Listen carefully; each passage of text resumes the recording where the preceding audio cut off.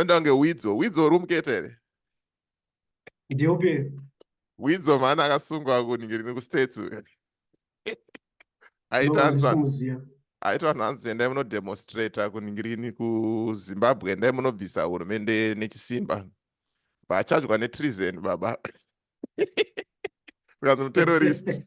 Akavharirwa ikoko baba. Anenge akarova 3 years ari mukati. Anenge akarova 3 years ari ikoko. Notaita ma Facebook live ari ikoko. Yeah.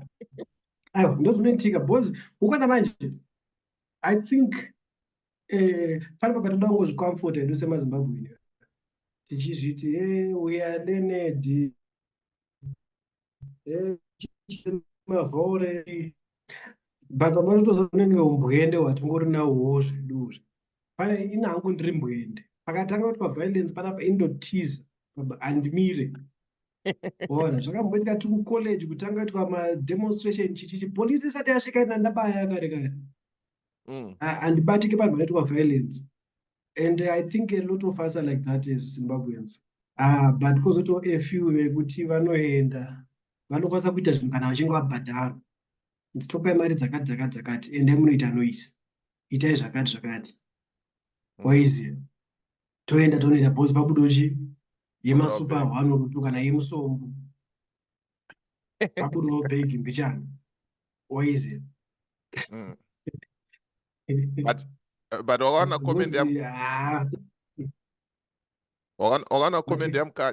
comment yamukanya message yamukanya kuna Chamisa zvikanzi takaedza zvino nezvino zvaramba. Amenoti pakutoda kuti vanhu vaite sei vapinde munzira nekuti iwewe une influence yevanhu ende une numbers. Saka vanhu vanofanira kuita sei? Vanofanira kupinda munzira. But inenge yato violence ke. No, I say violence. Violence ndechekuti Zimbabwe is one of those few countries in the world. Kuti few because I might not know of other countries in a riot police. No panoba violence. Mama countries ane anti-riot. Zimbabwe ine police not on the riot police. Iyo ikasvika iyo yato violence. Kana yatongosvika muzoti violence. Number 1. Number 2. Tine vamwe vane uchenjeri hwekuti mukada kuita even a peaceful demonstration vanouya pakati penyu muri mese zveshuwa but vanozotanga noise tuya tunoita kuti isusu tizokwanisa kutora nhau tichiti vanhu vechechi yakati vanga vachiita noise, vanhu vebato rakati vanga vachiita noise. Mapabata. So, nyaya yeviolence haisi demonstration haina kana violence. Ufuna kuti vanhu vanoita violence vasina kana pfuti, vasina kana chifana muZimbabwe musina kana pfuti kana 1 ora dziri hadzo 3 but hatina pfuti vanhu vakaita mademonstration havana pfuti havana chii handiti kana asi team rinouya kuzoisa vanhu ivavo zvaringe rakabata.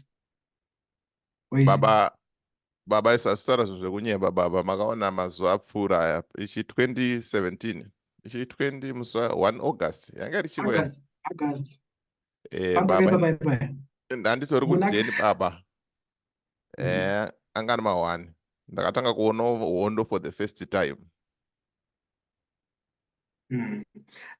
That was brutal, that was evil to the extent yekuti even mukuru wenyika ipapo vakatozviramba vakati asirizvo. But you never really know with the president now kuti is he really informed of what really happened, because the president munhu 1 he relies mostly, I think more than 90% of what he knows he gets from reports ari tongoya kuari kuti kwaitika zvakati zvafamba so iye hapo paground. Mutungamiri wenyika uchiudzwa kuti zvafamba so no takushita maraba bullets but panenge pane zvazongoitika ameno vazongotsimbirana here vakaita sei akazofa vanhu chichi whatever. Kana usipo paground hakufokaziya zvikuitika. Angapuwa false information.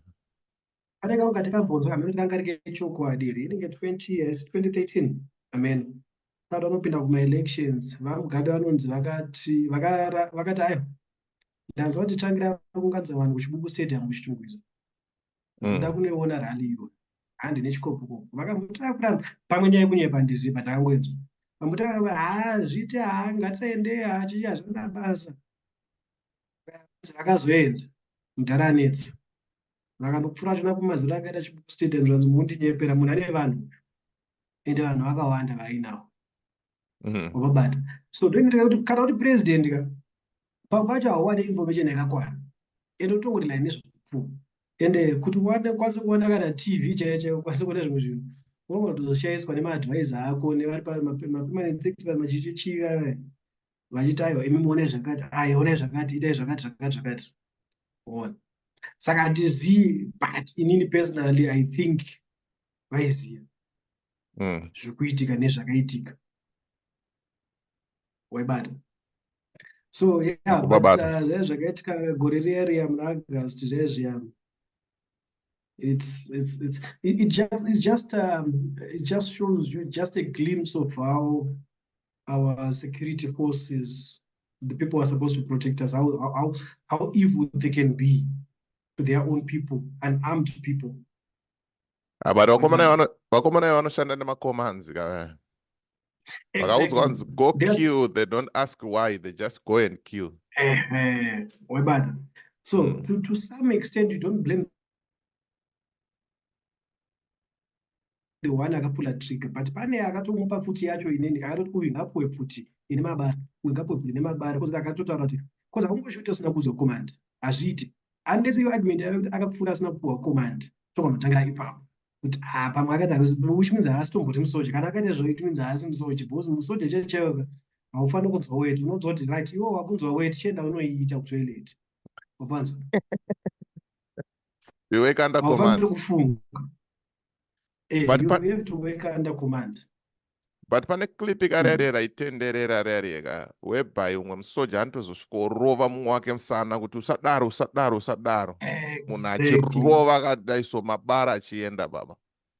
That shows you because you know we have we shouldn't just jump into conclusions. We have to understand that there are so many options, there are so many things that could have happened. First, I don't want to get but when that person dies, we blame the president first, we blame the military and their commanders and everything. But why would we blame the president first? He's the commander-in-chief. Right, that guy, what if we never know? What that shows is this guy is probably their leader or their commander, but need that mission and it. Anakupa instruction kuti you shoot or akapa instruction to shoot vanema rubber bullets. Where akasanzwa, we never know. Or this guy and another instruction. We have seen this in movies. Munhu anopinda military pamwe CIO ane instruction is different from one vese. Instruction yake ndoti don't worry, blame ichazopuwa huku military. But iwo enda unoita zvakiri kukutuma. Tichakude pana ari munzeve ari kutotaura munzeve ari kutokudza kuti right now shoot, make sure you panodo no 1 2 3. We never know. These are just assumptions. That's what zvakaitika, but these are just assumptions of what really happened. The tragic is pakatofiwa vanhu vakatochaisa panguva iyo vakatonovigwa ezvezvo. It's like tenge tatovakanganwa, but those people I think in the near future kana zvikabvumira we also need to recognize them as heroes because they're actually heroes. Chero havo vamwe vacho vakafa vasina zvavanoziva, vari kungobva kuzvibasa, vari kungobva kubasa, munhu atoenda kumba asangana neizvozvo. Indakatombokachidzwawo neTegas tongofamba uchitoendotsvaga makombe ako tongoda kachidzo chichikuitika panapa hauziva pane zvanga zvichiitika webata. So ndozvinge zvichiitika navamwe vanhu vaya kuti unongobatiwo mucrossfire, but it's so sad and it's even more sad kuti we quickly forget about those people who have lost their lives. So we never really know what transpired. But whatever it is, the fact that it resulted in people dying makes it evil enough. That's an evil that we should not condone. Saka mawan ende zvimwe zvacho they are meant for us to fear so that we don't go to the streets, so that we don't demonstrate or do any kind of action. So ndemwe pamwe instruction yacho hainatombobva futi ikoko because remember it can actually be opposition. That's very possible. I don't know why because usually ZANU-PF tends to blame opposition almost in everything, but ipapo it's like vakangova blame for one very demonstrator. Vaifanira kuti vablame futi kuti aiwa that musoja waya anga asitombori musoja, takatozomusunga munhu wachanzi ningi anga ari weopposition. And of course it's possible. Opposition can also infiltrate, yonopinda imomo yakanouraya vanhu so that we blame the president, we blame the government, we blame ZANU-PF, we blame the military and all that. And ukabata but pakazonzi pakaitwa inonzi chii hanzi commission of inquiry and what hatinozomboona kuti zvakafamba sei zvakazongonyararwa zvakadaro. Yeah, ndo zvinhu zvekuti zvimwe zvacho is just ticking a box to say pakaitwa zvinhu zvakadai panofanira kuzoitwa commission of inquiry, panofanira kuzoitwa this and that, but that doesn't necessarily mean kuti that commission, you have to look at that commission, who is it composed of, who is part of that commission, and what are they really doing. Because for example, because we are so corrupt to the extent that you can't really trust almost any institution in Zim, including even the anti-corruption commission. Ndiani minister ndiani kwamai vai vatanzi tine chakati anti-corruption commission vakatadza kuita uri gore rapfuura. Anti-corruption commission yacho has to be investigated, so who gets to investigate them? So it's anything is possible. Anything is possible. I think South Africa varonzoti vanekanga saying vanofanira kuti South Africa is a movie. It's like it's a series, and I think Zimbabwe is a short film. Everything is just like actor, but we quickly forget about it and move on. Totokanganwa takutoita zvimwe zvinhu zviri nyaya dzautoratidza guys zvaizvezvi haisitombori nyaya dziri kupisa vanhu ndokasangana basa nazo zva 27, but vanhu vakatofa, and that's very important. If you ask the families who lost those people, they are still yet up to now. They don't know them every minute.